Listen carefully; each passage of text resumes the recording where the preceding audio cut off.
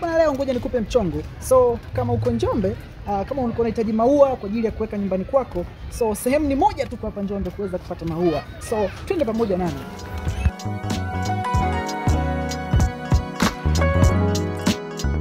Mtu wangu wa nguvu, kama nilivyokuahidi, hasa wao wanashughulika na utunzaji wa mazingira na pia wana miche ya maua aina zote, wana miche ya matunda.